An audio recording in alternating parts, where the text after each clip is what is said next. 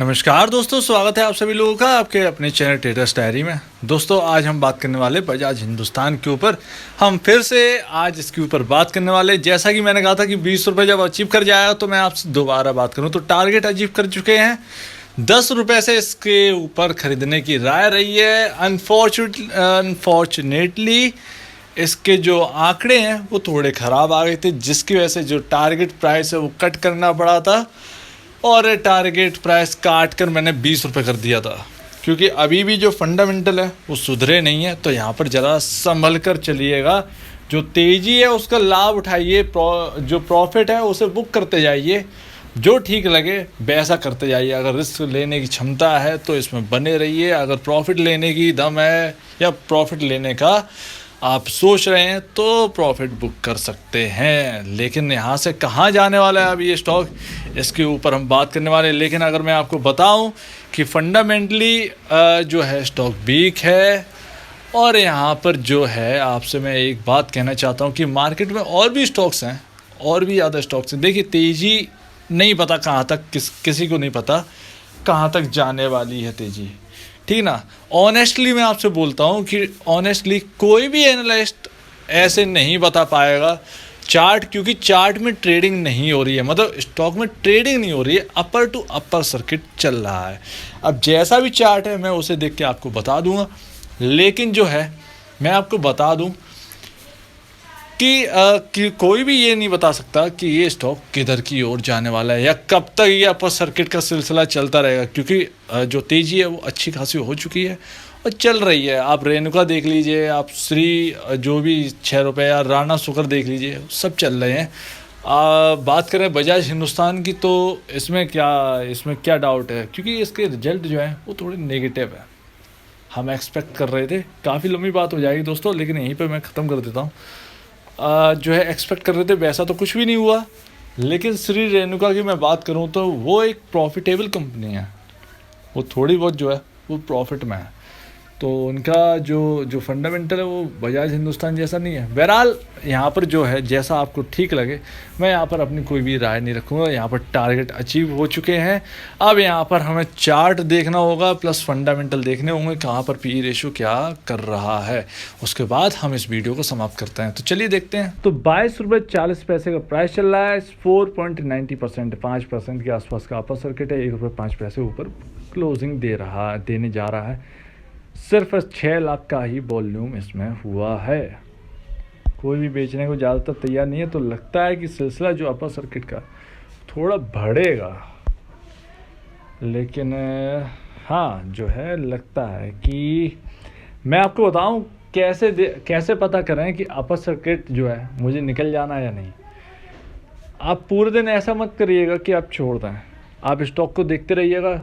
जितने number of share जो है वो अपर सर्किट के प्राइस पे लगे रहते हैं खरीदने के लिए, अगर वो झटके में कम होने लगे, जैसे 30-40 लाख नंबर ऑफ शेयर्स लगे हैं 22 रुपये 40 पैसे पर, तो वो नंबर ऑफ शेयर्स जो है 40 लाख जो है वो 20 लाख रह जाएंगे, फिर 15 लाख रह जाएंगे, फिर 10 लाख रह जाएंगे। तो वहाँ पर आप ये समझिएगा कि यहाँ पर अपर सर्किट खुलने वाला है और यहाँ पर अब कुछ भी हो सकता है, यानी लोअर सर्किट भी लग सकता है, अपर सर्किट भी लग सकता है। तो मैंने आपको बता दिया है, इसका मतलब ये नहीं कि आप कुछ कर बैठे हैं, सिर्फ मैंने बताया है सावधान रहने के लिए। 2769 यानी 2740 करोड़ का मार्केट कैप है। अर्निंग पर शेयर -2.28 है। हम इसके ऊपर बात कर चुके हैं, ज़्यादा बात नहीं करेंगे। पी रेशियो लमसम थोड़ा ज़्यादा ही होगा इंडस्ट्री पी से। इंडस्ट्री पी 26.88 है। अपने बुक वैल्यू के पास आया है। जैसा कि मैंने कहा था कि ये स्टॉक जो है वो अपने बुक वैल्यू के पास जाने की ज़रूर कोशिश करेगा। तो बुक वैल्यू से सिर्फ और सिर्फ 2 रुपये ही ऊपर है ये स्टॉक। और अब इसके बारे में क्या कह सकते हैं, कुछ भी नहीं कह सकते, क्योंकि आंकड़े जो हैं खरे नहीं उतरे हैं, बस यही एक प्रॉब्लम है। उम्मीदें तो बहुत ले रखे थे। चलिए, तो आपको समझ में आ गया होगा, यहाँ पर इसका पी रेशियो ज़्यादा है और भी ज़्यादा है। 2700 करोड़ का मार्केट कैप है। एक बार श्री रेणुका का देख लेते हैं। श्री रेणुका सुगर, क्या ये प्रॉफिटेबल में है कंपनी? अगर ये 43.35 हो गया, ये इसका तो प्राइस यहाँ पर देखते हैं फंडामेंटल में क्या है। हाँ, तो ईपीएस माइनस है, इसका भी पी रेशियो नहीं दे रखा है, बुक वैल्यू से नीचे चल रहा है, 9 रुपये नीचे चल रहा है ये।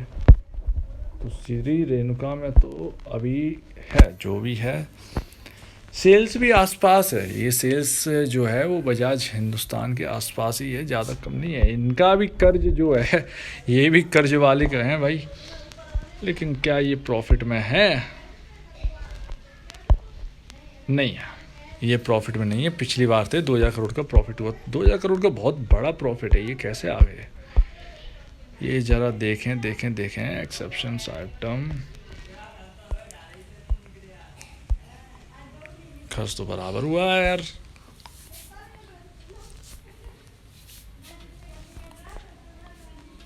माइनॉरिटी इंटरेस्ट ये है कुछ, ठीक है जो भी है ठीक है, ये भी इनका भी जो है हिसाब डगमगाया हुआ है। लेकिन इनके जो लॉसेस हैं, आपने गौर किया होगा 2021 मार्च में इनके लॉसेस जो है वो कम हो गए। हमने बजाज हिंदुस्तान में क्या देखा था, इनके जो लॉसेस जो थे 50 करोड़ का जो लॉस रह गया था, मैं कह रहा था कि ये जो स्टॉक है अब ये यहाँ से रॉकेट हो जाए अगर इसके जो रिजल्ट हैं पॉजिटिव आ जाते हैं, जो कि अनुमान लगा रहे थे कि हाँ भाई पॉजिटिव आएंगे। शुगर की प्राइसेस बढ़ी हैं, बहुत सारी चीज़ें हुई हैं, इथेनॉल का भी एक मिक्सचर है इस स्टॉक के अंदर, तो लगा था कि 50 करोड़ से प्रॉफिट में आ जाएगी, 50 करोड़ की जो लॉस रह गया है बकाया वो उससे प्रॉफिट में आया। लेकिन 298 करोड़ का यहाँ पर लॉस कर दिया, 298, 250 से 298 मायने नहीं रखता, कम से कम लॉस है। लेकिन इनके केस में क्या हुआ है, लॉस कम हुआ है। अब 2020 को मत देखिए, 2020 को मत देखिए, वो गलत है। मुझे लगता है कि उसमें कुछ और आइटम जुड़े हुए हैं जिसकी वजह से ये प्रॉफिट में आए। क्योंकि यहाँ पर देखिए नेट सेल 4881 करोड़ है, 4861 करोड़ का खर्चा है, तो इसे सब काट कूट के कुछ नहीं बचेगा। तो यहाँ पर जो है अलग आइटम है जो कि यहाँ पर जुड़ा है, तो वही है, ठीक है। तो उम्मीद है आप समझ गए। लेकिन 2019 में 1400 करोड़ के लॉस में थे, 1700 करोड़ के लॉस में थे 2018, 2017 में 1152 और 2021 मार्च में अब रह गए हैं 114 करोड़ के लॉसेस में। तो ये है सबसे बड़ी बात कि शुगर में ये श्री रेणुका के चलने का रीज़न क्या है, यही एक रीज़न है। अब कब तक तेज़ी चलेगी मुझे नहीं पता, लेकिन श्री रेणुका जो है वो यहाँ पर ठीक ठाक लगता है अगर बजाज हिंदुस्तान से कंपेयर करें। इसीलिए मैं कह रहा हूँ कि अगर प्रॉफिट मिलता जाए तो ऐसे जगह से निकल जाओ जिसके लॉसेस बढ़ गए हुए हैं, ठीक है ना। एक बार तो जो है अगर रिस्क लेने की क्षमता है तो रखे रहिए, अगर रिस्क लेने की क्षमता नहीं है तो प्रॉफिट बुक करके निकल जाओ। कब तक चलेगी तेज़ी नहीं पता। अब चलिए देखते हैं चार्ट। तो दोस्तों ये चार्ट है माफ़ कीजिएगा बजाज हिंदुस्तान का, और आप देख ही रहे हैं कि किस तरह के चार्ट है, ठीक है ना। तो ये रहा चार्ट, किस तरीके से लाइन बाय लाइन चल रहा है। 17 रुपये 70 पैसे से आज 22 रुपये 40 पैसे हो गया। यही चार्ट बताएगा कि करना क्या है एक्चुअली, ठीक है ना। आपको ये होल्ड करना है, क्या करना है, उन बातों को मत देखिए जो मैंने कहा कि अरे ये प्रॉफिट बुकिंग का या ये जो भी है वो ठीक है, लेकिन चार्ट क्या कहता है ये बहुत इम्पोर्टेंट है, पूरा देख लीजिएगा।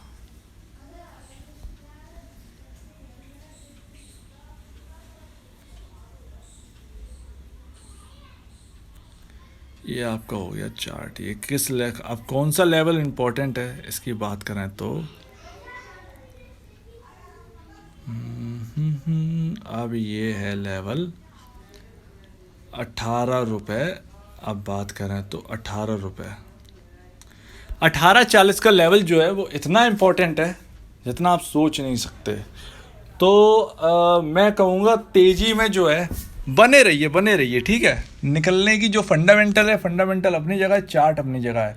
जिसे रिस्क लेना है वो ले, जिसे लगता है, मैं फिर से कहता हूँ, जिसे लगता है कि प्रॉफिट बुक कर लेना चाहिए उनको प्रॉफिट बुक कर लेना चाहिए, ठीक है ना। जो रिस्क ले रहे हैं अब उनके लिए क्या है बात, और जो अगर रिस्क लेना भी चाहते हैं तो उनके लिए क्या रहेगा।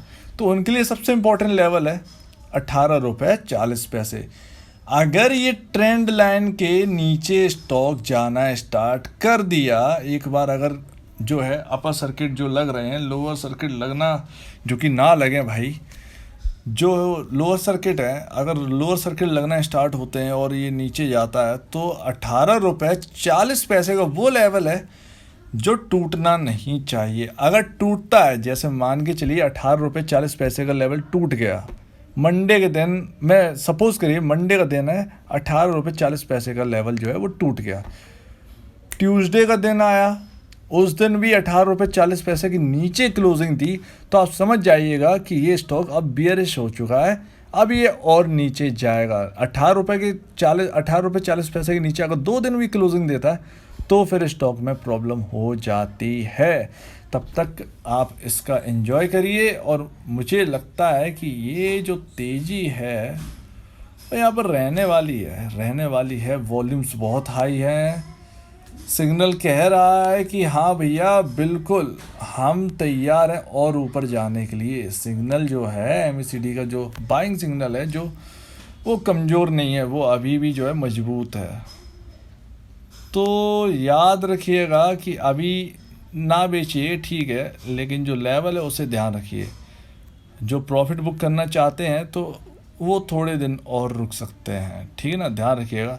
आप कहेंगे दो बातें कर रहे हो आप, एक तो प्रॉफिट बुकिंग कर रहे हो या उसकी कर रहे हो।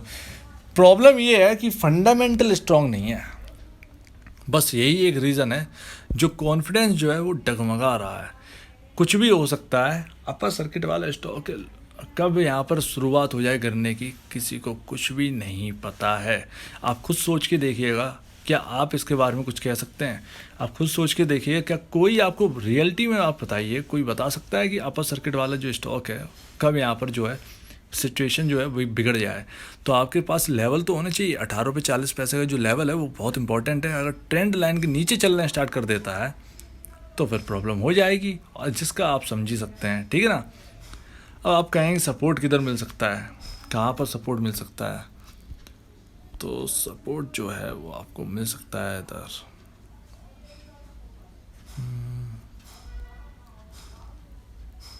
ये जो है, ये सपोर्ट जो है यहाँ कहीं जो है इस जोन में आकर,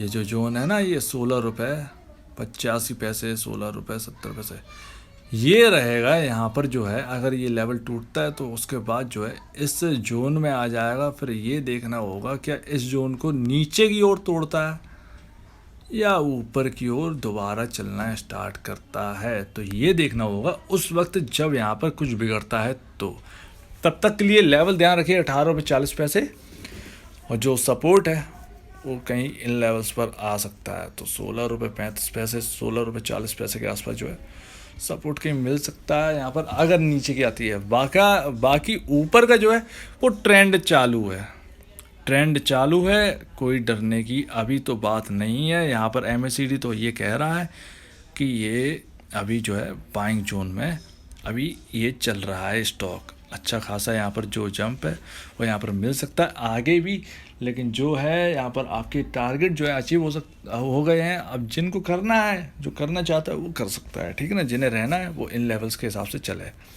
तो यार अब दीजिए इसमें निकलने की, मतलब सॉरी माफ़ कीजिएगा। तो अगर आपको कोई भी प्रॉब्लम है इस वीडियो में तो आप प्लीज़ कमेंट सेक्शन में बोलिएगा। अगर कुछ आपको गलत लगता है कि मैंने कुछ गलत बताया तो आप प्लीज़ कमेंट सेक्शन में बोलिएगा, मैं उसको सुधारूंगा आगे के लिए।